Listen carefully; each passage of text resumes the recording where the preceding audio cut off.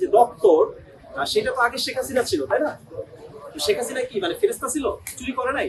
সেটা বিরাট বিরাট কমিশন খেয়ে বিদেশে পাচার করছে তারা। তো এই যে প্রধান উপদেষ্টা দপ্তর থেকে শুরু করে যেটা প্রধানমন্ত্রী ইয়া বা অন্যান্য মন্ত্রী বা আপনার আইন আদালত প্রত্যেকটা জায়গায় অভিযোগ আছে দুর্নীতি। মানে শুধুমাত্র চট্টগ্রাম বন্দরে দুর্নীতি হয় এটা বলে বিদেশিদের দিবেন, তাহলে তো বাংলাদেশের প্রত্যেকটা সেক্টরে বিদেশিদের দেওয়া দরকার। হ্যাঁ, বাংলাদেশের ব্যাংকের দায়িত্ব বিদেশিদেরকে দিয়ে দেন। হ্যাঁ, বা বাংলাদেশের যে রাষ্ট্র পরিচালনার দায়িত্বটা বিদেশিদের নিয়ে আসেন। আপনারা বসছেন কেন? আচ্ছা, এটা একটা হাস্যকর যুক্তি যে দুর্নীতির কারণে বিদেশ থেকে দিতে হবে। সমাধান হচ্ছে যে দুর্নীতি হলে দুর্নীতি বন্ধ করতে হবে। দুর্নীতি হলে দুর্নীতি বন্ধের জন্য কার্যকরী ব্যবস্থা সরকার যদি চায় অবশ্যই দুর্নীতি করা বন্ধ করা সম্ভব, কিন্তু কোনো সরকার চায় না দুর্নীতি বন্ধ করতে। আমরা সরকারকে বলবো দুর্নীতির কারণে দুর্নীতির ধোয়া তুলে চট্টগ্রাম বন্দরকে বিদেশিদের দেওয়া একেবারেই হাস্যকর একটা লজিক। দুই নম্বর হচ্ছে পোর্টের যে সক্ষমতার কথা বলা হচ্ছে, সক্ষমতা কম। আসলে আমাদের চট্টগ্রাম পোর্টটা আপনার গণমাধ্যমে দেখা যাচ্ছে এটা সমুদ্র বন্দর। এটা অ্যাকচুয়ালি সমুদ্রের পার হইলে সমুদ্র বন্দর না, এটা কিন্তু কর্ণফুলী নদীর মোহনা। আপনারা দেখবেন ম্যাপের মধ্যে যে চট্টগ্রাম বন্দরটা হচ্ছে সমুদ্র থেকে ভিতরে 2-3টা বাঁক দিয়ে তারপরে হচ্ছে কর্ণফুলী নদীর মধ্যে। তো ওই যেই জায়গায় আমাদের নিউমোরিং টার্মিনাল বা অন্যান্য টার্মিনালগুলো আছে, ওই টার্মিনালগুলোর যে গভীরতা কিন্তু খুব কম, রাত যেমন 7 থেকে 9 মিটার পর্যন্ত।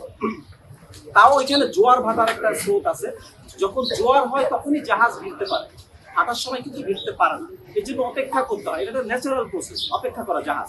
হ্যাঁ, আচ্ছা, আরেকটা হচ্ছে যে গভীরতা, মানে একটা বড় জাহাজ যেটাকে মাদার ভেসেল বলে, এটা যদি একটা বন্দরে ভিড়তে চায় তাহলে সেখানে 12 থেকে 16 মিটার মানে ড্রাফট লাগে, গভীরতা লাগে। সেটা কিন্তু আমাদের এখানে নাই।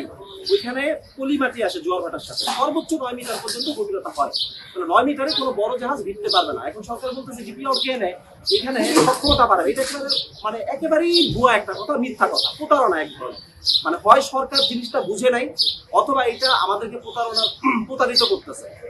কারণ ডিপিআর এখানে মানে সক্ষমতা বাড়াইতে পারবে না, ড্রাফট করতে পারবে না, তো ওইখানে তো 12 মিটার গভীরতা করতে পারবে না ডিপিআর।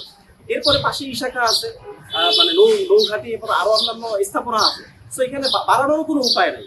এবং চট্টগ্রাম বন্দরে আমাদের যে এখন অপারেটিং সিস্টেম, এটা কিন্তু মানে একটা অত্যাধুনিক অপারেটিং সিস্টেম। এখানে পৃথিবীর সবচেয়ে লেটেস্ট টেকনোলজি এখানে আছে। হ্যাঁ, এবং আমাদের অপারেটর যারা চট্টগ্রাম বন্দরে, তাদের বক্তব্য হচ্ছে তারা পৃথিবীর যে কোনো বন্দর পরিচালনা করার মতো সক্ষমতা তাদের আছে। সেখানে বিদেশি কেন? এরপরও যদি কোনো ঘাটতি থাকে অপারেটিং কোয়ালিটিতে, তাহলে সেটা হায়ার করলেই তো হয়। এটা দেশি এক্সপার্ট বা বিদেশি এক্সপার্টদের নিয়ে আসুন, হায়ার করে।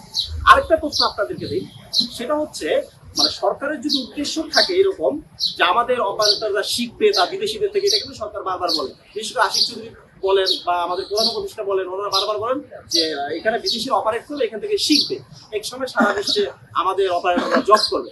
আর এখানে দুইটা বিষয়, একটা হচ্ছে যদি শিখতে হয় হিউম্যান রিসোর্স ডেভেলপমেন্ট, যেটা মানে আমাদের অপারেটরদের যদি মানে ক্যাপাসিটি বাড়াইতে হয়, তাইলে তো আপনার এটা মানে একটা জয়েন্ট ভেঞ্চারে করতে হবে।